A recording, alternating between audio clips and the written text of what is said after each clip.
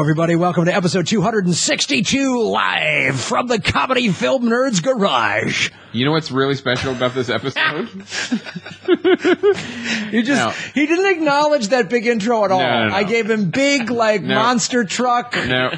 And he's nothing. Because they're ready for it now. They're ready. They're like, all right, what's Graham going to do this time at the beginning? And, but I'm really excited because it's very rare we get to see a movie, a big movie that comes out before theaters. Oh, yeah. Before it's in theaters, and we're going to be talking about Fast and Furious 7 today. I think we're going to mention... Guys, I think it's technically called Furious 7. Furious 7. It's just Furious 7, Chris. That's it. Way to go. You're all making notes on your paper. I better... Well, we better... Make sure I don't mess up. Oh, Here we go. Oh, wouldn't want to insult the fans of this dynasty. Yes, the Fast and Furious franchise number 7 would be more of an accurate description. Sure. We're still counting Tokyo Drift for some reason. Yeah. Because every once in a while you need an excuse to go to Tokyo. Yeah. That's what we did for our movie. Yeah, exactly. We just made up an excuse. There's got to be someone who likes podcasts in Japan. Exactly. Pretty soon we're going to be calling it Bud 7. I just want to go wherever there's good surf breaks. Just the Maldives podcast that we need to do for Earbud's sequel. You ever surfed Vietnam? Like that poster in Back to the Future 2? Yeah. In 2015, there's a vacation poster, Surf Vietnam. Well, there's actually, that's funny you bring that up. There's the documentary Step into Liquid. Talks to a Vietnam vet who was surfing a little bit in Vietnam while he was stationed there. Oh, wow. Then comes back 30, 40 years later and is kind of reliving and processing being in Vietnam through surfing. Wow. So, bam. Wow. Dropping some knowledge on you motherfuckers. Bringing it all full circle. Now, that, by the way... We should mention there's a guy talking. Yes. That isn't you and I, and his name is Matt Myra. Hello. From a little podcast called The Nerdist and James Bonding. And Phoebe over on Smodcast Network. Phoebe? Guys. Me and Scott Mosier, we put it down on wax occasionally. Also occasionally. You laying on wax? I love it. Yeah, we print them. Come get a copy at my house, guys. It's the only way to get my podcast. We should do that. We should print them. Just do a vinyl. We should do some of these on vinyl. Do a special vinyl release. Nice. Yeah. Doesn't that sound awesome? It does, actually. For the collectors. Yeah. I love it. You'll make some bank on that. We're going to be talking about a lot of films today. We're going to talk about Fast and Furious 7, Going Clear, and one of the special 30 for 30s, Miracles and Men. We're also going to be talking about maybe some James Bond movies, the new Spectre trailer. Yes. And we got a lot on DVD and Blu-ray. It's interesting. This is actually a good week for DVDs. It's Interstellar, Imitation Game, and Wild we're going to be talking about. All right, let's do it. Let's cut the bullshit. Yep. And we all were at... We got to talk about Furious 7. Furious 7. We went to a press screening last night, courtesy of Matt. You're actually your fiance? Yeah. Dory hooked us up over at BuzzFeed. She works at BuzzFeed. Yep. Mm-hmm. So, big IMAX theater, perfect place to watch it. Yes, nice and loud. Beautifully loud. Matt and I saw, this is very fitting, we saw Fast 6 last year, whatever it was, a year or two ago. We were in Nashville? We were in Nashville. We were doing Doug Loves Movies in Nashville, and we saw it and talked about it on stage. It was so much fun. And spoiled it for many people who were angry at us. Whatever. Yeah, fuck you. Yeah, suck it. It's unspoilable. All the things you think are going to happen. This was... delightfully insane. Oh, it was so great. Everything you want. Yeah. Everything that you expect from the franchise, you get in this movie. Cars, jumping out of airplanes. Yeah. With lovely and wonderful dialogue of the parachute has a GPS. Yeah. That's going to solve everything. Yeah. What does that even mean? The parachute has a GPS. You just took two things and put them next to each other. Just you know what I mean? There could be anything. How would that even work? Say that were true. Yeah. How would that work? And they weren't even it's okay. The trees have routers. They weren't weren't even directional parachutes. They were just Right. the big dump parachutes. Yeah. That are just meant to slow something down. Yes. Like, there's no steering And happening. generally, people. Yeah, sure. Also, I want to know what the 2 tires on the back of Vin Diesel's Charger were for. Like, I was really expecting those 2 back tires to come into play. Fast 8. We're gonna learn about them in Fast 8. What those tires he are had for. those 2 spare tires that clearly were... Get me extra tires. Yeah. It was The He Rock. never needed. The Rock did everything great. It was. We're And not, what was he wearing? oh, he was wearing a protein shirt. He was wearing a protein shirt. Like a patch of protein. And you know, at one point it had sleeves, and he just ripped them off. Oh, fuck you, He's like, I can't wear sleeves. How dare you? Yeah. He just looked at the wardrobe person. Yes. They dropped. Oh. Yeah, clearly I am a double extra large, and you brought me a double extra large shirt. What is wrong with this picture? He's his shirt. Bring me a medium. Yeah. I have been made fantastic. fun of by Kira Sultanovich for wearing shirts that are too small for me. Mm-hmm. But The Rock wears shirts that are too small for me. Yeah, If you, very true. it's to inject the protein. But if you spend that much time on doing your lifting, You why not? absolutely. You earned it. If they put him in a Hawaiian shirt, I would have yelled at the screen. I can't even imagine that. And clearly that is standard office attire for where he works. Sure, yeah. He just wants the sweat to dry quickly. That's why he's wearing the dry fit. It was so great. Now, we're not going to go too much into it because we are going to do a spoiler rep that will come out later this week. Which is kind of saying a spoiler up for Fast and Furious. It's kind of ironic. Yeah. We're using my it in an God, ironic way. I don't. Spoiler alert. There's girls in bikinis, and we just- see close-ups of their asses. We'll just call it a spoiler alert for the entire series because everything we say probably happened in all the movies previously. Yeah. But this time it was in it was the right dosage. I called it on Twitter. I reviewed it as a series of well-timed explosions. Yes. with really terrible was. dialogue. And we won't get into it, but just real quick, I liked how they handled the Paul Walker thing. I was so how are they going to handle that? And we'll get into the details of it in the spoiler. I thought it was done very well too. I had some problems. Okay. And, But we'll talk about it. And one of the things I loved about this movie was that, you expect obviously goofy, cheesy dialogue, but it was so ratcheted up in this film that the director actually made sure you knew when a cheesy line of dialogue was coming up because the camera would slow down, there would be a pan, there would be a close-up, an actor would turn dramatically to the camera right before the line was delivered. So you knew, buckle up, something dumb's going to come out of somebody's mouth. It was like that's the thing we've always said about this franchise for the most part. They are very aware of what they're What they're Absolutely. making, yes. And because they're so aware, they keep churning out gold. gold. Yeah. Gold. It's worth the Rock's weight in gold, this movie. It Yes, it is. is. It is. And Kurt Russell. Kurt Russell did Welcome addition to the great franchise. addition. Yeah. Bravo, Kurt. And you wanted to see more of him. You were like, I hope that this isn't just like a one scene. Well, kind did of you hear what cameo. Vin Diesel said last night on Kimmel? No, He said, we didn't cast Kurt Russell for this one. We cast him for the next one, which is going to be in New York. Ah, nice. Yes, Kurt's back in the Big Apple. So it's like I can't wait. escape. He's Escape Pliskin. Is it going to be escape? There's from got to New- be an escape from New York. Yeah. Yes. And if he somehow gets an eye patch, like Oh even better. God! Oh, they have to do that. They have right? to give him an eye patch. Just like something, maybe like Tyrese is eating a lemon next to him. Just something. Yeah. Oh, God, I better put this on. Yeah. Is that an eye patch? No, it's a lemon shield. So great, so great, and But see that movie, everybody. Go see it. I know you're already going. You're not going to be disappointed. I still, and I swear, I Although I will say, though, if you didn't like the last 6, Yeah. this one's not going to change your mind.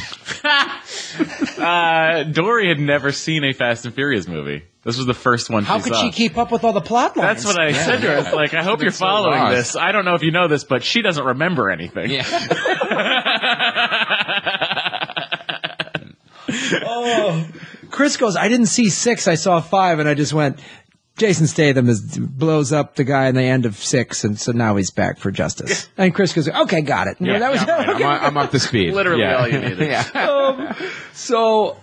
Now, I do want to say this isn't a spoiler because this is how the movie opens. I loved the fact that the movie opens with Jason Statham's, he's in a hospital, and you never see him kick any ass. You just see him walk out of the hospital in the devastation that he already caused that you didn't see. I loved that. I loved that. It was awesome. So you get this idea of like, oh my God, what did we just miss? And then it gives you a chance for the action to ramp up. Yeah. They don't just drop you into it. They drop you in the scene right after the action ramped up. Yeah. So it was a great way to start the movie. It was so fun, and I've said this before, and I will say this again.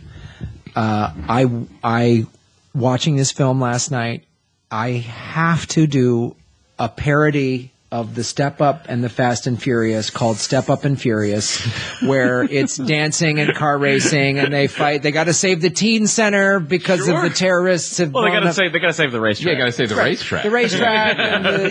We're going to race wars. Yeah, exactly. Sure. And there's a bad guy who blows up. Then they dance on a car in a runway. Into a go-kart track. Sure. Yeah. Whatever. Also, I feel like there's only a certain number of 69 Dodge Chargers left in the world, and Vin Diesel has all of them.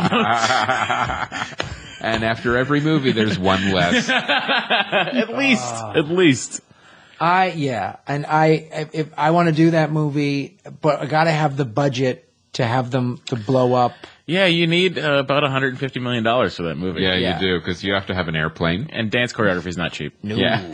No, sir. And you're going to have a scene underwater. Yeah. Oh! Yeah. Yes! Yes, there's going to have to be under the dome dancing. We're going to dance under the water. Yeah. We're going to have a dance fight underwater on top of a submarine. Submarine racing. Yeah. Guys, let's do it. And someone kicks the nose on the submarine. And the two guys line up next to each other and rev the submarine engines. I can't wait for this movie. All right, so Furious 7, guys, you can dance, but can you dance down below? Slow camera pan. There's underwater dance. Instead of underground dance battles, there's underwater dance battles.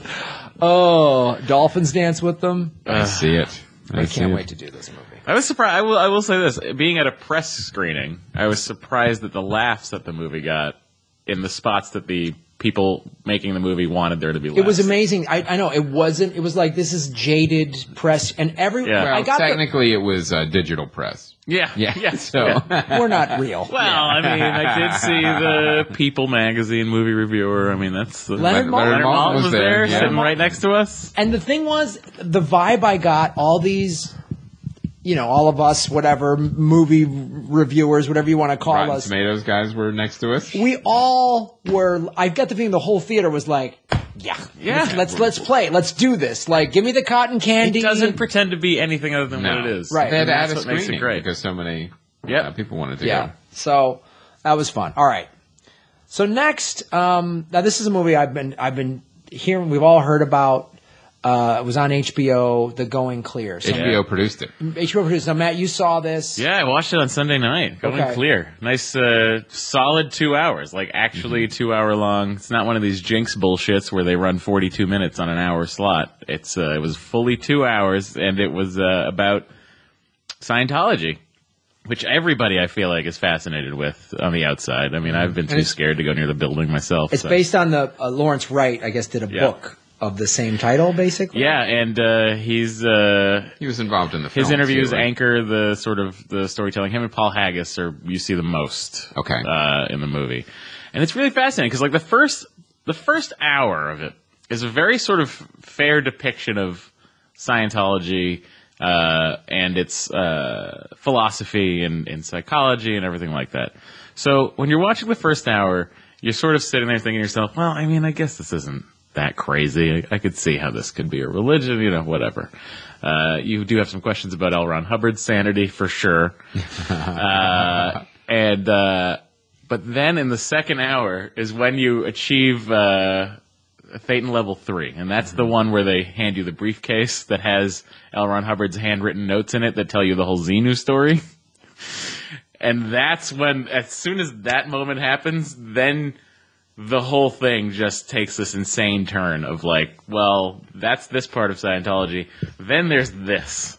So it's really fascinating because hearing people explain their reactions to, like, Paul Haggis said that when he read the handwritten notes about Xenu and the spaceships were DC-10s and everyone in 75 million years ago was dressed like they were in the 50s and blah, blah, blah, blah.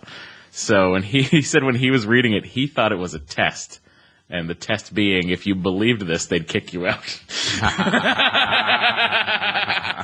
Like, that's how insane it was. So it's, and then it goes into it details the church abuses. It goes into, how they treat people. How David Musgrave, the current head of the church, who took over after L. Ron Hubbard, how he's sort of a paranoid maniac. And will throw people into, for, like, essentially prisons where they'll have to, like, there's work labor, there's, like... So they're like work camps. There's work camps. There's work camps that happen on the fourth floor of the Blue Building, the Blue Scientology building in Hollywood.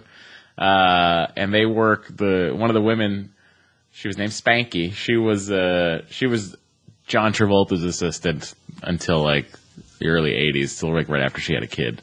And then they sent her to that camp, and she was saying that they would work 30 hours and then get to sleep for about 3. And then they'd have to work 30 more hours and then sleep for 3. Classic brainwashing techniques. Oh, God, it's insane. And all of this stuff they were doing was just menial labor, like scrubbing the floor with a toothbrush and all that shit. Oh, my God.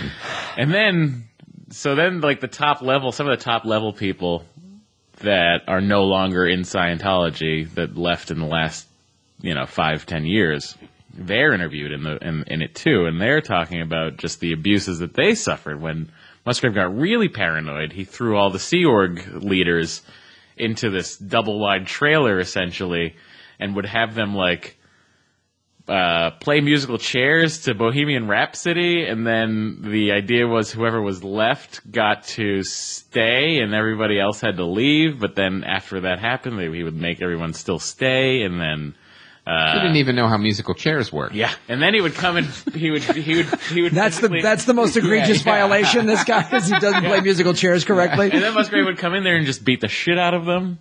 Wow. Yeah, really? Just like personally, and it was just insane. And it was fascinating. I've never heard like 2 positive words about Scientology ever. Yeah. And when I heard about it a long, long time ago, and then when I moved to LA almost 20 years ago and got here and saw it up close and saw those wingnuts on Hollywood Boulevard trying to get you to come in and check your personality test and free and IQ anytime test. I met someone and they're like, or you'd hear like, oh, they're studying at the Beverly Hills Playhouse. And I'd go, that's connected to Scientology. And I'd always just start to get like, watch out. Yeah.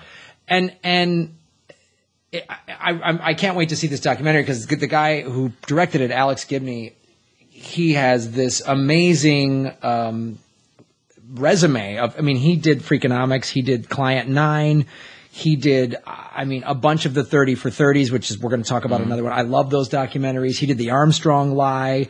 He did Mr. Dynamite, The Rise of James Brown, which is another great documentary. Yeah, it's really well done. It really is. The HBO documentaries and the 30 for 30s and a lot of these, they really go into, like, I get the feeling that the research is like the most important part of it. Yeah. Like, let's get these facts correct. What's interesting is like there were no lawsuits, right? No. They're certainly not going to sue. And I remember the director saying, it was like, let him sue me. I told the truth. And this whole thing you said you can't. And they have the whole. There's a fascinating chunk in the middle about the whole battle with the IRS to be nonprofit and as a religion. And what happened was they had like 2,700 members of the church sue the IRS individually while this was going on, and essentially saying to the head of the IRS, listen, if you leave us as a church, then all these lawsuits will go away the next day. So then the IRS was like, all right, you're a church. So they, because they had a $1 billion tax bill at that point, and they only had like $225 million liquid. So they would have been gone had they. Wow. Yeah. So if the government hadn't buckled, Yes. if the Like IRS the hadn't fucking sellout pussies that Yeah. they are. And then apparently, like, there's a fascinating section there about Tom Cruise not being in contact with them for like a year and a half while he was off making Eyes Wide Shut. Mm-hmm. And then they really needed to get him back in, so then they like talked to him, and like Tom wanted them to like tap Nicole Kidman's phone, and then they got that done somehow, and then it's just it's insane. Now, they don't interview Tom Cruise in the movie? No, right? they say in it that everybody they wanted to talk to that declined interview requests. I'm so. sure. At least they got Paul Haggis. I'm sure he had a lot to say. Yeah, he did. He had an awful lot to say. Because he was in this and then left. He was in Scientology and left because of their stance on homosexuality, which they think is a psychological disorder. Well, it is. And his daughters are. Of course. Well, I mean, that goes without saying. Guys, of course, but, So is being black or Jewish. Yeah, the religions are completely right about everything. Yeah. So that was interesting. Most religions got their fingers on the pulse of homosexuality. But, what was fascinating is, like, they had, like, a couple of Musgrave's, right-hand men that were in Scientology for 30, 40 years and left after the whole, being beaten up instances, Gee, well, that's weird that would turn them. Yeah. Oh, man. Like, maybe that's why we've lost so many interns. We just beat the shit out of them. And there's that one that just likes it. I know. It's there's a lot of it that's sad. It's like people that that want to get out, and then like if their family is in, then they're ostracized. They're ostracized. They're suppressive persons, and then they have to disconnect, and then there are people who haven't talked to their daughters in years because they're still in the church and they can't talk to them. Wow. And apparently, they had Nicole Kidman is a SP, suppressive person. So that the assumption under that is that her and Cruise's kids can't talk to Nicole Kidman. Can't talk to the mother because she's a SP. So that's how they label a non-believer or whatever. Suppressive person, yeah. It's crazy. Wow. Or someone who leaves the church and stirs up trouble or whatever. But this is the thing, though, like, where, like, when Katie Holmes, after we got divorced and Scientology, hey, fuck you. Like, that's the part of it. Like, if you knew enough about this, why are you getting near it? What's interesting about that aspect of it, but they don't go into the Katie Holmes thing at all. But I get, like Paul Haggis was saying, like, when I was in the church, I never read a critical word about the church. I just never bothered to look up anything. And he's like, but after I got out and I started reading and he was like, I was blown away by what I was seeing. And I think that part of it is like, I feel like with Scientology, they sort of like just like let you dip your toe in, and they don't sort of overwhelm you with the craziness until you're in. Well, I think it's a very specific mechanism now. They figured out what works and what doesn't in their recruitment policies. Yeah. So they figure, don't show up to a first date with a wedding ring. Yeah. That kind of thing. Yeah. It's a little bit of like, well, just come in and see what it's like. And apparently right now the documentary was saying as of maybe a year or so ago, they only have 50,000 active members right now. So it's considerably smaller than what they would like. Yes. But they have because they keep buying this crazy property. It's like assets. A shell corp. Yeah. It's like a shell corp where they have like $1.25 billion in property spread across because they don't globe. have to pay any taxes. Yes. Yeah. Which is the greatest scam of all time. Which is exactly what L. Ron Hubbard said. Yeah. Yeah, that's the thing. Like, you really want to make some money, you start a church. Well, that's that I think I always wonder about L. Ron. Was he crazy, or did he go, no, I know how stupid everyone is and the government? And... I think he was crazy, but he also knew that if he started a religion, he'd that's where you make the real money. Right. And because there's like stuff about him like really buying into this stuff and trying to get and making people audit him and all that stuff. That's the other thing too, those audit sessions, when you're auditing, it's essentially the idea is you have to go through, traumatic experiences in your life or things you've done wrong in your life, and you go through it with an auditor, and the auditor sits there and takes notes the whole time. So there was part of the documentary, they say that John Travolta wanted to leave the church, but then they pulled his folder and was like, they gave him there was like a blackmail PR package put together and said, if you leave, this is what we. Oh yeah, that's been the rumor for years is that he and Tom Cruise are gay or whatever, and that the church knows this and says, okay, go public, and so will we. Yeah. I remember when I first moved to town and I had some, some shitty agent. I was in my early 20s and they're like, here's a commercial audition. And I was like, where's the audition? Oh, it's at the Scientology building. And I was like, it's at the Scientology building? It was at the Scientology building. And I went, I want to see what this is all about. And I go in there and I'm reading the literature as I'm waiting. And it's, guys, it's only $2,500 a year to get clear. So what a deal that is. Sure. And then... don't you want to be clear? Yeah. You want to get the Thetans out, guys? Come on. And then the audition was great. It was, I finally got the sides. They wouldn't give them to you in advance. I got the sides at the audition, and I'm reading. It was all this crazy... What are the sides? Like, I want to join Scientology? Is that the stuff you had to say? It was like a historical thing, and it was like, we're going to take this person's brain out and put it in. It was crazy. And the audition, and I just went, so... when I got in the room and I was like, so is there, and they had a video camera and I was like, so is this for the Church of Scientology? Yeah. So it's for your recruitment? Yeah. Thank you. And I walked out. And then there was another time a friend recommended this like inner city book reading thing. And I was like, oh, cool. All right. This is a book reading thing. And then I found out, and I was like helping inner city kids, and I was like, man, this is really cool. And then I found out that it was funded. So in the bookshelves, there's all these books, and there's an L. Ron Hubbard book. That's one you could read too. That's the other thing too. They don't have to pay royalty. There's no tax royalty on his books because they're all considered religious literature. Even the science fiction ones? Yes. No. Yes. Really? None of his books. Oh my God. What an amazing loophole. Also, he holds the Guinness Book of World Records for having 1,000 books published. Wow. I wrote a lot. Wow. 1,000 books? 1,000 books.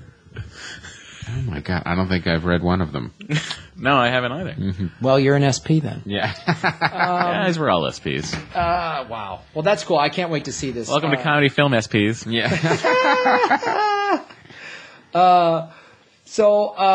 Don't listen. Get clear. Get clear. All right. So let's talk about another cool documentary I saw, the 30 for 30, and we've talked about these before on the show. I love these. I saw it on Netflix. Mm-hmm. It's Of Miracles in Men, and this one's about L. Ron Hubbard, right? And why he's great. And you why guys, he was the best goalie the U.S. could have had.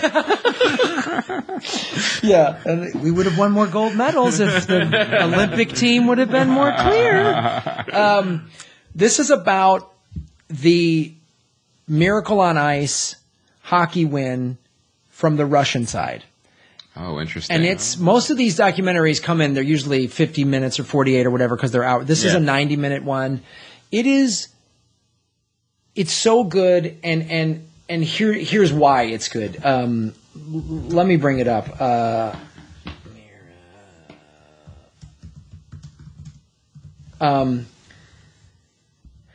You hacking into the mainframe? I am. Doing a lot of that.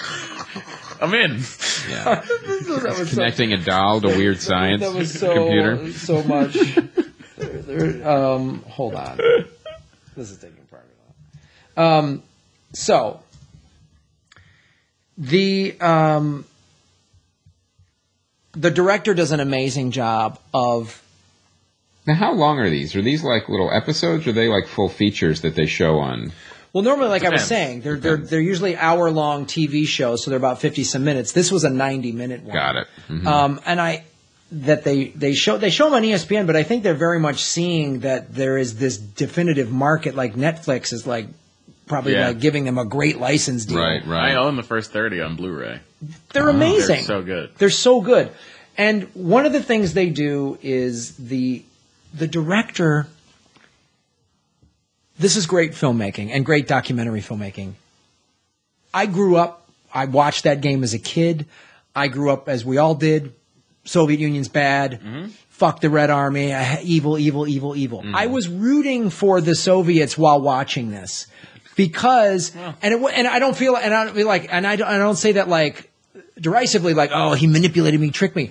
It was good filmmaking because he showed all this stuff we never heard, which is I must break you. Well, yeah, exactly. That's our view of the Soviet Union, right? Is the big red menace, which I mean, Stalin was Stalin. He wasn't a good guy. He's killed more people than communism has killed more people than anybody. So But it showed them, first it showed the guy that invented the Soviet style of hockey. You know, they were all like, oh, the Canadians are the best, the Canadians are the best. He was an artist. He was like the ballet. He was romantic. He got his players to love him. And they created this style of, they're like, Canadian hockey is one guy is the star and four guys play around him. In Soviet hockey, there's four guys playing, there's one guy playing with four guys. So it wasn't about give the hot guy with the stick. It was about everybody moving to be in position to where the puck's going to be. And he goes, we created this beautiful style of hockey. It was unconventional. And also, they had to sign 25-year contracts to be in the Soviet army. Wow. You know, I mean, and so they go... In the hockey division, though, right? Well, yeah, the hockey division. But still, they had to live in these barracks and all this stuff.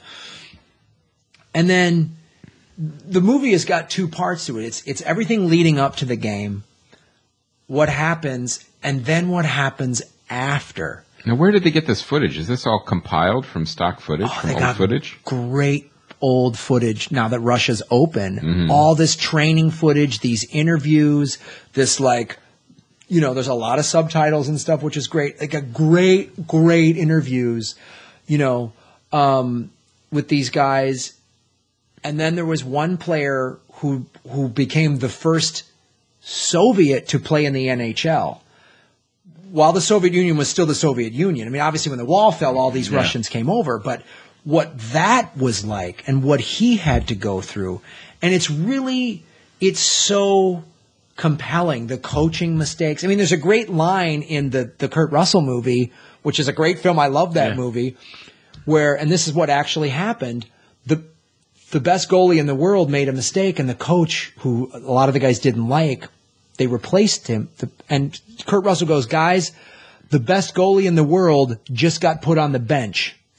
This is our game. You know what I mean? Right. And it was so cool to talk about, but then you hear stuff like there were one of the interviews was with the Soviet sports writer, and the American filmmaker is like, so after the game at Lake Placid, did you write a big? He goes, no, why? Game was they wrote they lost and that the game is over. He's like, why? He goes, maybe this is a problem with America, but let's say young man kisses Sophia Loren. He talks about it for years and years. Does Sophia Loren remember this? No, you make a big dance over one game. So we will win. And, you know, and they won World Cups and championships before and after that game. And it was so awesome to hear this. And you're like, wow. And they're like, you know, we're in this arena in Lake Placid and we thought we were going to get killed.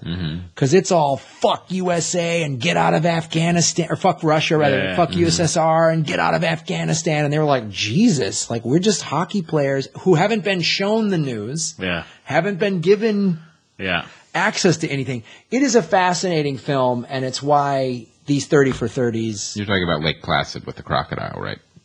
Yeah. You're a moron. Yeah. Yeah. Are you listening? Are you paying attention? I just heard Lake Placid. That was it. I was asleep, and then I heard Lake Placid. No, but this is great, so check that out. Yeah, those 30 for 30s they're all... even something you have no interest in. Yeah, I've heard that a lot, where even if you're not a sports, say you're not a hockey fan, it's still it'll be a fascinating documentary. If you don't have to like hockey at all. If you have a physical disdain for hockey, this is still great. You can still get through My favorite is Broke. That is my favorite one. That's the one about all the NBA players going. Well, I guess it's all NBA and NFL. And NFL. And baseball. They do Cliff Floyd's in that, too. Yeah. All pro athletes, essentially. It's about them going broke. The problem is huge amongst retired NBA players, but it's really fascinating to watch those guys blow through money like they're always going to be making $8 million a year. But you know what? It's funny, that one did a great job of it. It's, you know, I say this, sports is just an amped up version of American society. And as we just are coming off of a giant recession, so much of it was Americans going, I make $40,000 a year. I should absolutely buy a $30,000 car. Right. You know what I mean? Like, my home keeps going up in value. I'm going to just keep refinancing it and take cash out and buy stuff I can't afford. And it's like, that's like America financial investment and stuff isn't taught in schools. No. Nope. If you're poor or middle class, you don't learn this. The rich teach it to their kids. You don't get economics until it's an elective in college. College. You're not. Most of the population doesn't know what a Vanguard fund is, but guys, or how be in a Vanguard fund. or how stock options work, or the different types of mortgages, or any even of that just stuff. basic We money. We didn't know. I mean, when we grew up, it was like, our parents didn't know. They didn't teach us anything about money. Our parents were, and our parents grew up with the open a savings account and put money in. Yep. That was it. 10%. Yeah. Right. Which still isn't bad, and that's not even that. Even that's something most people aren't doing, right? But, and it's because it's not taught in schools. Basic money management isn't even taught in schools. And savings accounts are now 0.01% now, or something like ridiculous. that. Yeah, they're great. Yeah. So these 30 for 30s are awesome. That does it for your financial minute of Comedy Film Nerds. So now let's talk about Matt. You have a podcast called James Bonding. You're a huge James Bond fan. Now let's the new Spectre trailer has just been unleashed onto the world. 36 seconds of greatness, guys. Honestly, it was an interesting choice. No action in the trailer. Not a second of action, which I liked a lot. That was a lot of teaser trailers will have the big set piece, like 3 frames of it or something. But this one really, really stuck to. Also, I feel like James Bond talks in this trailer more than he has in the last 2 movies. Because if you ever read a James Bond script, the lead guy, James Bond, his lines of dialogue are very few and far between. He's a man of very few words. Everyone's talking to him. He's listening to people.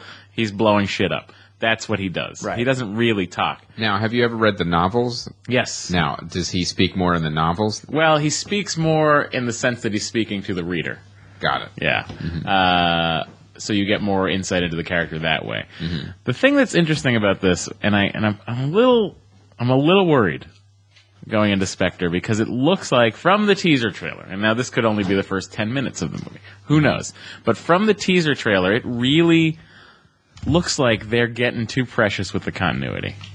Because this looks like it takes place the second after Skyfall ends. I gotcha. You know what I mean? Well, they already referenced Skyfall in the trailer. Yes, they referenced the MI6 building. The first shot you see, it's still blown up. They haven't fixed that yet. So it can't be... That could be a contractor problem, too. Yeah, we're having trouble. Also, it looks way more blown up than it was in Skyfall. Like, their contractor just started to blow up more of the building. I thought you wanted everything to match. Who is this guy?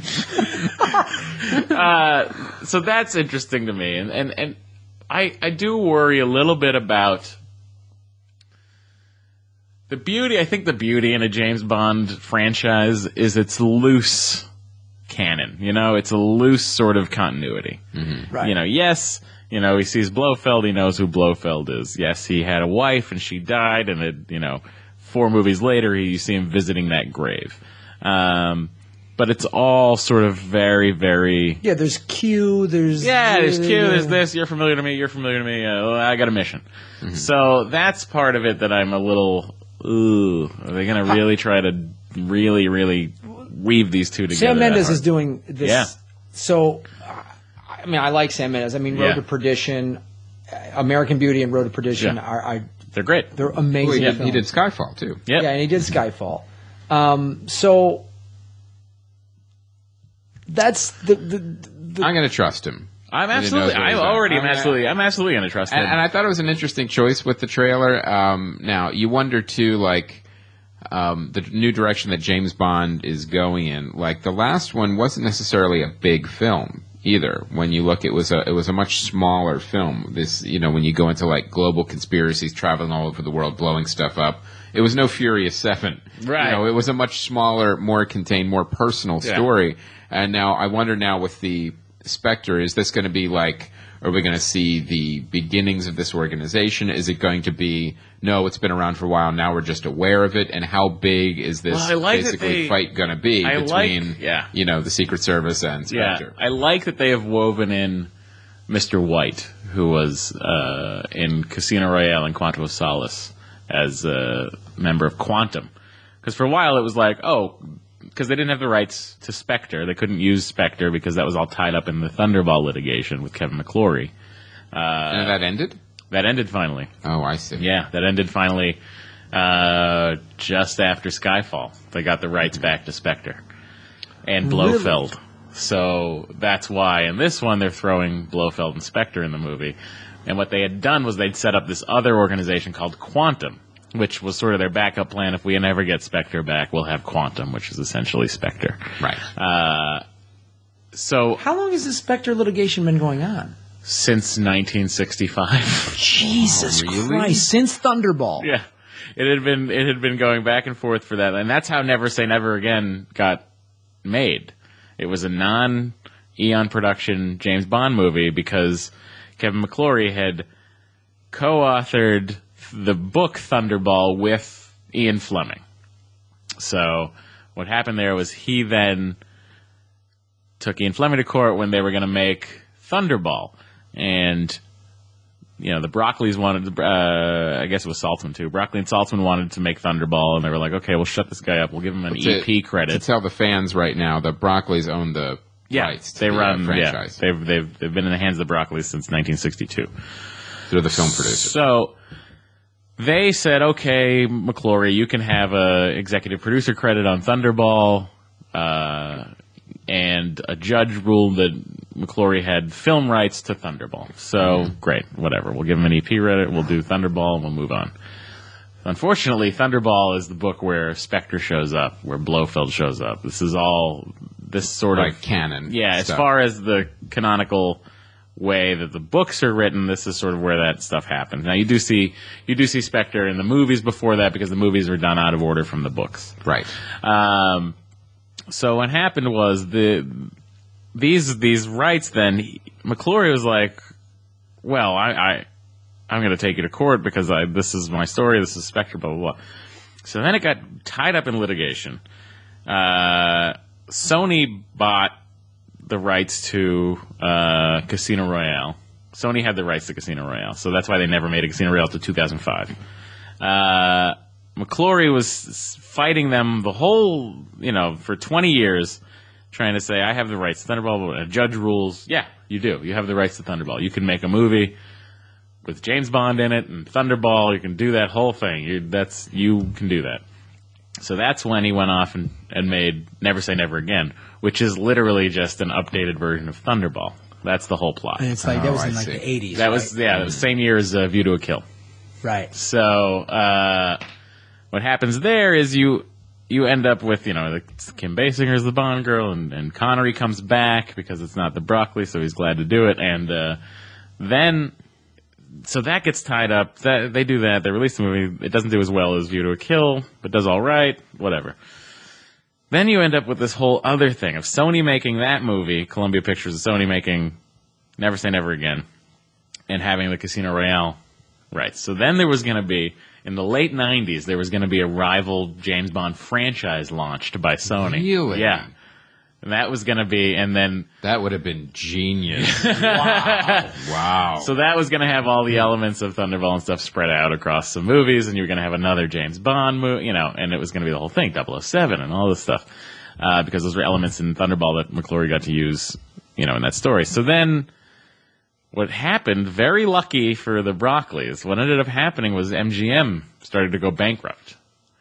So when MGM... They lose their assets. When they so when MGM started to go back... MGM was their partner in producing the movies because Saltzman... It was Cubby Broccoli and Harry Saltzman owned the rights to James Bond movies.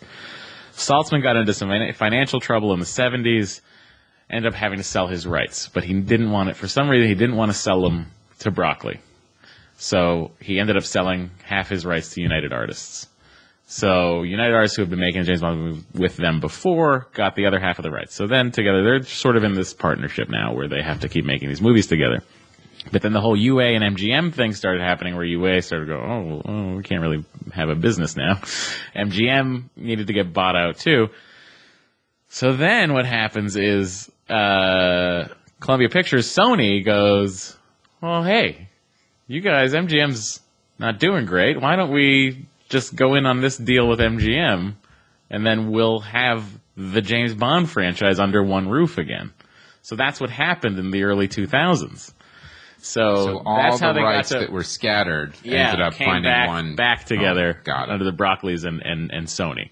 Which is why when you watch a James Bond movie now, you see the MGM lion, but then you also see the Columbia Pictures logo. You also, it's kind of similar to the Marvel Universe, really. Yeah, it is in many ways. Because you've also got with characters that can interact, even though they're all in the same universe, but different studios own different characters right now for film rights. And they all came together finally, and then in that deal, they got the rights back to Casino Royale. So they were able to reboot James Bond with his original first story.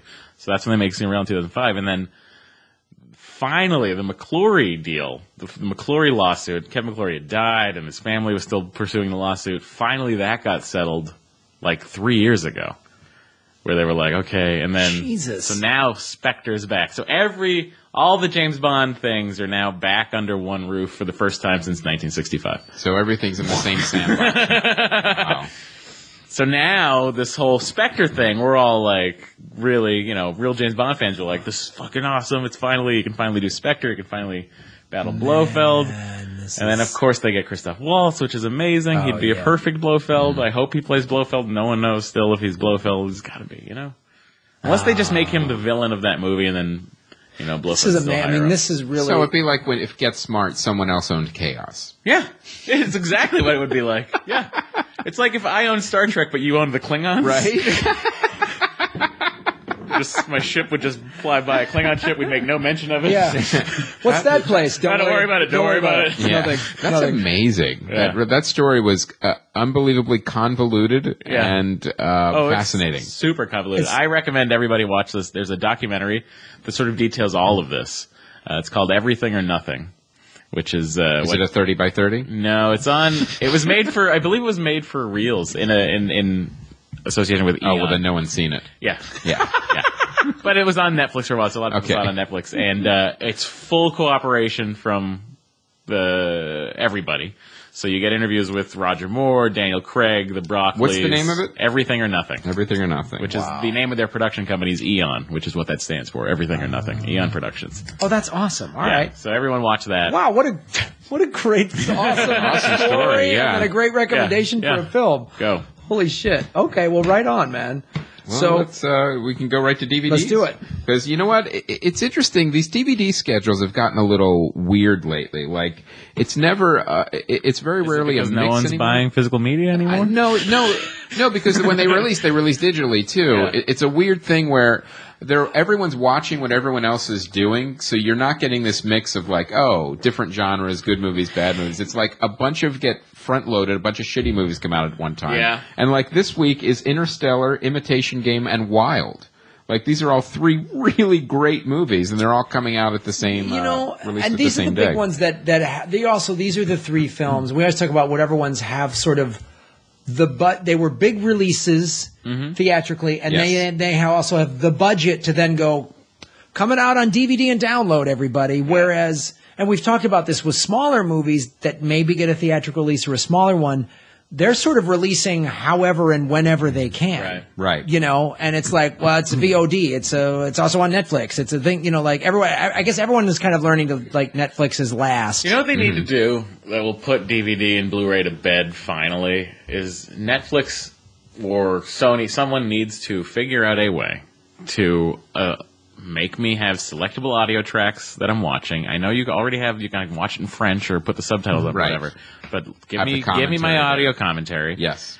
Give me my special features of deleted scenes and tiny documentaries, and just make it part of. You go onto the screen where that movie is, and then also to the right, you can select the things that. And you get the extras, the featurettes, all that stuff. The other thing, and then too, no one needs to buy it again. Right. Well, goodbye. The other half of that with Netflix, too, is Netflix said, like, well, they want to be more of a channel than a library. But someone needs to be a library. Yeah. Like, if someone actually says, no, we're going to have everything, you pay a monthly fee, and you can access anything you want along with the extras and audio tracks. Just charge me $8 more a month for Netflix Plus. Right. I would never buy another DVD. Like then, because, the library's already there and it's in the cloud and I can access it whenever I want for $8 a month. Yeah. Let me go on and watch Spinal Tap with them doing commentary in character or out of character, whatever. I don't need a Criterion disc for that. That's exactly right. That's smart, man. That's smart. Somebody's listening. Some billionaire, make this happen. Someone has to be working. Be a startup. Head to the Shark Tank. Yeah, make a comprehensive library. Don't let the bald guy buy it. He's an asshole. Mr. Wonderful's just going to ask for a royalty percentage. Because that's what happens too with Netflix. Like a license runs out, then that show you were watching, you could literally be halfway through a show, and then the license runs out, and then it's gone. Yeah. Or a movie, they're like, oh, I always wanted to see that movie. It was there last month. Now it's gone. Yeah. Like one of the big shoes to drop was the Stars deal with Netflix, and they literally lost all that content from Stars, which also included some weird licensing deals for Disney movies too. It was a weird thing, and they were like given like a couple $1 million like a year, and then Stars was like, no, it really needs to be a couple $100 million, and then but actually we don't want to do it at all. We're going to do our own thing, and like the content just disappeared. Mm-hmm. God, if they get rid of Frasier, I'm going to be so pissed. Great. It's like, I can watch every episode That's of the Friends. one you want to fight for, Matt. Yeah. Fuck yeah. 212 episodes of gold. All right. So, Interstellar is coming out on DVD, Blu-ray.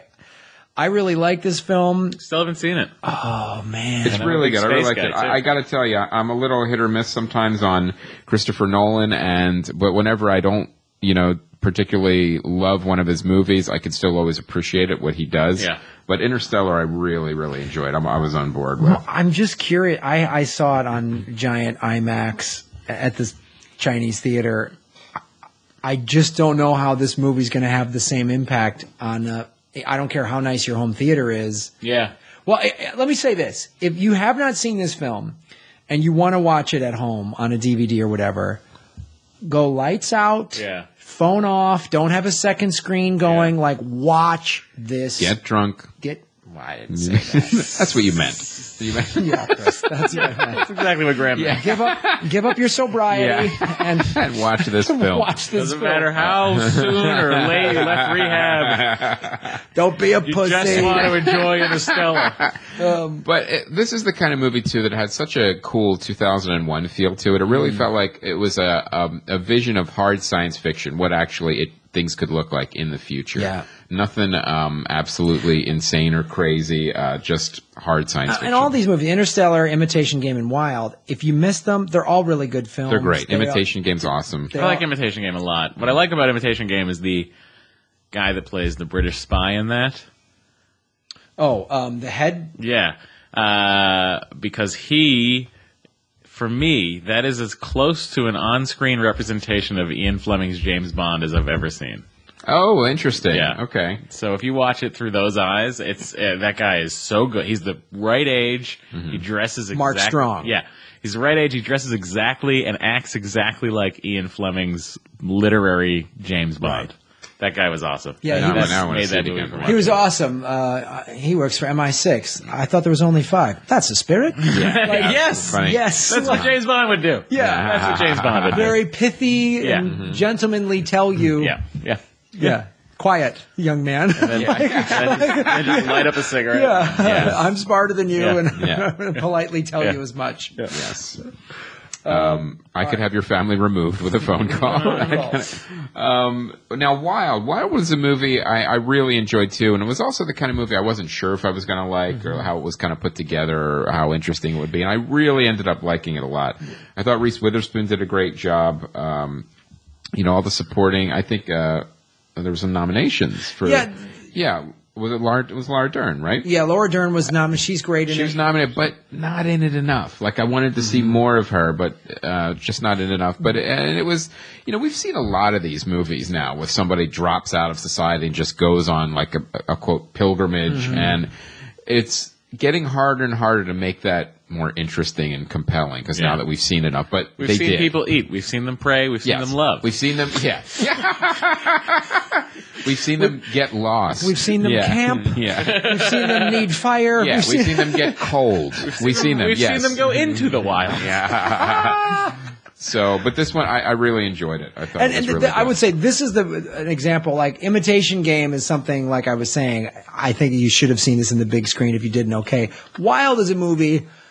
if you saw it on the big screen, it's cool, but you don't need to see that on the big screen. Right. It is more about Reese Witherspoon's performance. Yeah. Just a correction, Imitation Game you could kind of see at home. You could. Interstellar. You could. Yeah, Interstellar. I meant Interstellar. Interstellar is the one you should see in the big screen. But Imitation Game and Wild are both like, these are fine movies to watch at home. They're worth your time. I would call them both excellent airplane movies. Ooh, Yeah. nice Might be a 4-inch screen, but it's 6 inches from your face. So Yeah. Suck So it up. relative. get over it. Just watch it. There's no plane crash scenes that have to get edited out, and you're going to be fine. All right. Premiering this week, Furious 7. You already know what to do. Go buy your ticket if you haven't already. Yeah, pre-order that shit. Go to Matinee on Friday. enjoy What are it. you doing? Yeah. Yeah. Just go. Don't be stupid. And counter-programming for Furious 7, Women in Gold. Woman in Gold. Woman in Gold. I'm excited to see this. The trailer looks good. Now, I think the woman's in blue and black. The frame is in gold, Matt. It's Helen Mirren being all Helen Mirren-y, which is great. It's Ryan Reynolds, who, if you told me Ryan Reynolds and Helen Mirren are making a movie, I'd be like, oh boy, what is this? It's probably going to have a dolphin in it. Oh God, did she make a mistake? And Dolphin's Tale 3, everybody. Is it a kid's film? Yeah, Like, that's what it sounds. But it is based on a true story, and you know, it looks compelling. It looks interesting. So Now, what's the basic plot of this? the basic plot of this is, and again, it's based on a true story. Her, I think, aunt painted some amazing work of art. Nazis came. She was a little girl. She had to flee Europe. And then the painting, you know, when Hitler was setting art on fire, he then I guess the painting, then they find it, and it has been long established as this is she was Austrian. I think it's an Austrian. The Austrian government owns it. It's in a museum, and she's like, wait a minute. Oh, she sues to get it back. I remember this. It's my movie now. family's Gotcha. my family's thing. So it's all about that journey and what they go through. I'm excited. Is Ryan Reynolds the hotshot lawyer? Yeah, well, no, I think he's played more of like the young dumb lawyer that's like not established enough to say no. Oh, gotcha. I see. You know, that's how kind of He's like not quite the Lincoln lawyer yet. right, Yeah. right. So We'll get there. He's Matt Damon. He's driving a Cadillac now. yeah, exactly. He's Matt Damon and whatever that Rainmaker. Rainmaker. So, yeah, it looks interesting to me. So I'm curious to see this. I've already seen Furious 7, so I know what I'm doing this week. Gonna go see some broads in gold. I'm going to see Furious 7 again. There are women in gold shaking their asses in Furious 7, so if you do need that. That is Plenty of that. true, yeah. There's plenty of that. The word family was only said 9 times. You know what? I was a little surprised. I was bummed. I was hoping the over-under online, I think, was about 19, and I loaded up on the over. Yeah, so, of course. you gotta love You were it. right Well, to did do you that. count It's Mi 2 hours and Familia 20 in the minutes. Spanish one? No, I counted all of them. Yeah. Yeah, I counted. Might be 10. It might be 10 with Mi Familia. But I didn't count the song. The closing credits song was "Gotta roll for my family, gotta die for my family" or whatever. You count those, maybe it goes over. We gotta talk to Sure. a Vegas It was sports brutal. book. That was, Yeah. That was a brutal ending song. That's got to be a judge's ruling on the song. If you can count those families. All right, let's go to fan feedback. Yes. We posted on March 26th last week. What is your most on Facebook on the Comedy Film Nerds fan page? What is the most underrated comedy? And okay, Darren Arcuri. Underrated. You go Dogma, Zoolander, and Team America: World Police, and Hot Tub Time Machine. All right, I'll give you Team America. I'll even give you Hot Tub Time Machine. Agreed. What the fuck is Zoolander doing on there? Like, explain yourself, young man. Here's what I'll say about that movie. Zoolander came out in 2001. It was the weekend, I believe it was the second weekend after 9/11. So they had to take the prints, scrub the towers out digitally. They had to wipe the towers out of the background of the print as to not remind anyone of the thing. You can go see this dumb comedy. And I saw it, and I think maybe I saw it one more time on television after that, but I do remember in 2001 really laughing very hard at a lot of the things in that movie. A lot of the gags in that movie were funny.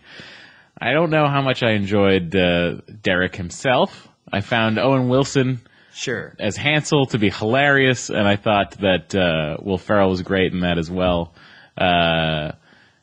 the scene with John Voight was a lot of fun. I think there's a lot of fun moments in that movie. So I can see why he might say that's underrated, but I feel like people have rated it correctly. Fair enough. And I will absolutely see Zoolander 2. I will absolutely go see that movie. Okay. Yeah. Fair enough. So what else? What are some of the other choices? There was Lindsay Raub put Dan in Real Life. That's not a bad film. I don't mind that either. And then let's see, what are some of the... Oh, God. Speaking of Kurt Russell, Ohm Ingram put Used Cars. Oh, yeah. Oh, I remember that that is movie. classic. Yeah, now, It's not underrated. I think it's held in high esteem, right? Yes. Now, there's definitely some flat-out racist moments. Sure. It was the 80s. We all were. Yeah, it was the yeah, exactly. Yeah. Where he goes to sell a car to a black dude. He's like, "Shit, my man, let me get you a deal." It's like, wow, this was allowed to happen. But there is some. That's how black people talked in the 80s. Yeah, that's what we were led to believe. Yeah.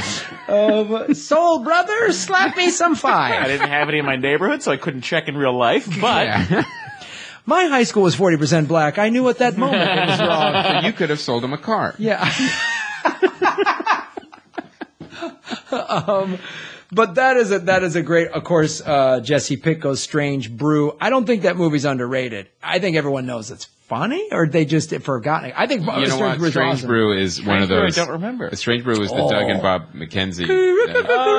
Yeah. You know Say what? that is I underrated. watched that again a couple years ago, and you know what? It's a weird movie because it has some hilarious, great parts and some really like weird, dark parts to it, where everything from like the lighting and cinematography goes to like this weird, creepy action thriller to back to them just being goofballs, and it's a movie worth watching because it's a weird, uneven movie, but it is really funny and fun in a lot of places. And then you get to see Max von Sydow crushing someone's skull with his bare hands. He's great.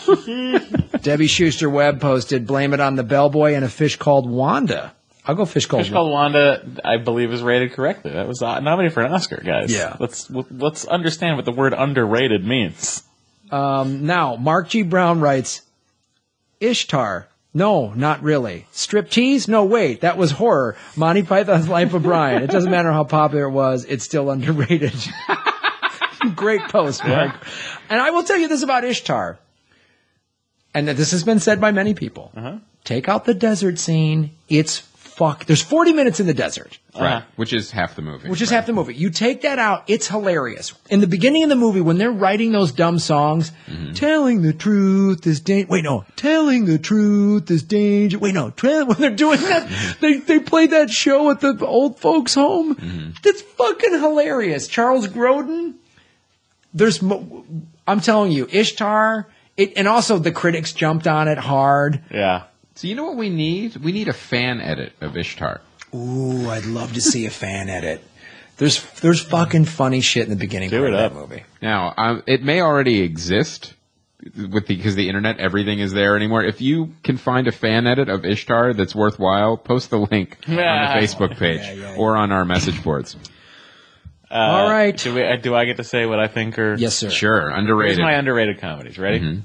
Fubar and Fubar 2, which are Canadian movies that are fucking hilarious. They're just about these metal Canadian dudes like going through life. Fubar 2 particularly is hilarious, I think. And I think an underrated American comedy is Walk Hard, the Dewey Cox story. Never saw it. I love that movie. Not only is it shot ridiculously beautifully, like it's shot like all of those biopics are. Every biopic it tries to inhabit, it does a great job of shooting, like being shot just like it.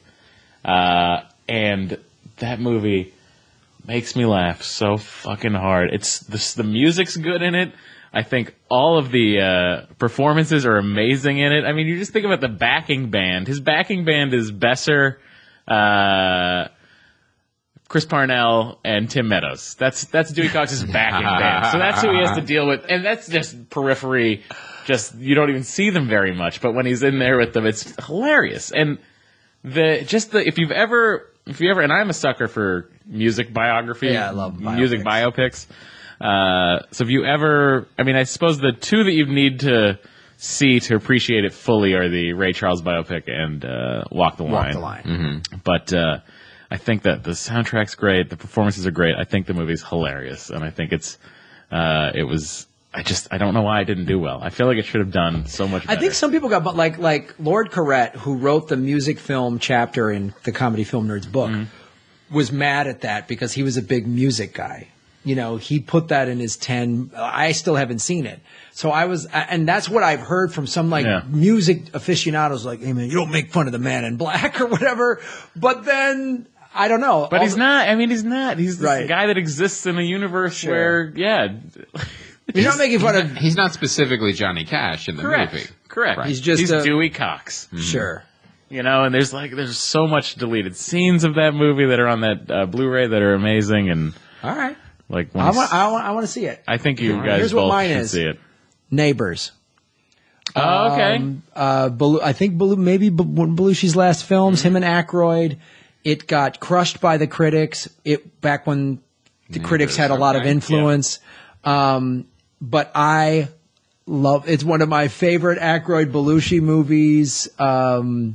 What's her name? Moriarty, Michelle, or Kathy Moriarty plays the wife. There's hilarious. I love it. I love Neighbors. That when I was in high school and college, that was the movie I would use to determine if a girl I was going to date got it. Yeah. I'd be like, did you see Neighbors? It was dumb. I didn't get it. We can't go out anymore.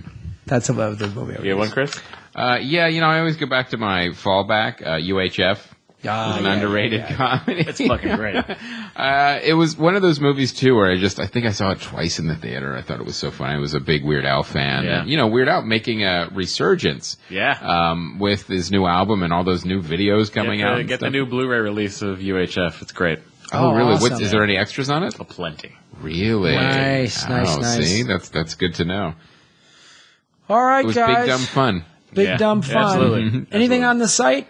You know what? There's the discussion on the message boards is still going on about predestination. Oh, there's more theories and more ideas that people are putting up there, which is fantastic. And then there was one post about someone, I think it was Scrugulus, who was baffled by my positive review of the movie Solomon Kane. Did you see Solomon Kane? No, I did not see Solomon Kane. And I will say, okay, in my defense, is when you've read as a kid all the Robert E. Howard stories of Conan, Solomon Kane. Solomon Kane is like one of the characters that he created that's nowhere near as famous as Conan. Yeah. And you think, I'm never going to get a Solomon Kane movie. And one actually is made, and it's kind of close to the character. Like, you are a little more forgiving on the film. So I thought it was a really cool, dark fantasy type film in Robert E. Howard's world. It just got bogged down at the end with way too much CG that it didn't need. Because those stories were always gritty and dark, and occasionally there'd be like a monster or something. It wasn't like some, giant flame demon or whatever that, it was unnecessary. See, at the end bummed you out? They all had Paul Walker's face? Yeah. So, yeah, it was too much. It was a flame demon with Paul Walker's face. All right, but yeah. So that if you look at it with those type of classes that I did, reading all those stories growing up, I was a little more forgiving on the film. All right, I think that's our episode. Pretty solid episode. Nice. How many other episodes are going to give you so much James Bond info? With the exception of Matt's actual podcast. Aside from the one that goes into it every week. Yeah. Well, every few months now. Every few months. We really slowed our roll. So that's our show, you guys. So much fun. Of course, go post, tell your friends, positive reviews, all the fun things you can do to help the show free. And, of course, if you got some money, anytime you spend it in our store, you're helping us out. Absolutely. Like we say, spend $20 a year on anything. And even if you don't want to buy something in the store, there's donation tiers. You could just do a custom donation of $20, and that helps us out as well. And, everything's moving forward with the LA Podcast Festival, September 18th through the 20th. I'll probably be there. Yeah. Yes. We're trying to get Chris, but he's on the road. Hardwick's on the road. On the road that weekend. We're trying to get Nerdist. Yeah, we wanted to get all you guys there. Yeah. Matt will be there. Doug Benson is confirmed. Never Not Funny is confirmed. A little film by the name of Earbuds will be premiering there. Yes. So go to lapodfest.com. Tickets and discount movie or hotel is if you're coming in from out of town. And I want to thank everyone that came out to Podcast San Diego on Saturday, because I gave the closing keynote speech there, and it was really great. It was really fun. I got to meet some of the Entrepreneur on Fire guys. And it was a really good time. It was a lot of just new podcasters and old podcasters just kind of learning more about it. But the guys that run it are really cool. They run Podcast Movement in Texas, and I think we're going to be doing more work with them with our festival as well. Awesome. So, and I want to thank the Comedy Film Nerds fans that came out. You know, there was a lot of podcasters and fans that came out that wanted to hear the speech, and I want to thank them for being able to give discount coupons, and we were able to get a couple people in free. So it was a great Saturday. It was a one-day event. It was really cool. Matt Myra, where can people find you on the World Wide Web? Twitter, at Matt Myra, MATTMIRA. If you go to mattmyra.com, that'll just bring you to a Google search for Pizza Cats. I just didn't bother putting up a website, so that'll redirect you to that. Enjoy some cats with pizza. It's really fun. Oh, delicious. Yeah, watch at midnight on Comedy Central, and listen to podcasts that I'm on. There's plenty. There's a bunch. If there's a podcast out there, you've been on it. Probably. Yeah. If I haven't, I'm doing it this week. All right, guys, that's our show. Thank you so much for listening. It is so fun doing this every week, and it's having a brief little brush again with traditional media recently. It makes me hate traditional media and love this all the more. When are you able to talk about that? When it airs. Okay. And I boy. And I will. Well, that might be a spoiler ep on its own. There's going to be a full spoiler ep Yeah. about that. It's going to be great. I can't believe it. I was there and I couldn't believe it. I assume you're just talking about your guest spot on Arrow. Yeah. They made me. I wanted to wear tights. They're like, no, you're in the DSS. You wouldn't be wearing a shirt that tight. And then you're like, well, The Rock did it. The Rock can do it. Are you saying I'm not as big as The Rock? Yeah. And it went on from there. I can't talk anymore about it. No one in the Suicide Squad wears tight shirts. They do now, motherfucker. I'm in my 40s. Anyway, that's our show. Thank you so much to Matt Myra. My name is Graham Elwood. And I'm Chris Mancini. And as always, remember, Han shot first. Spectre.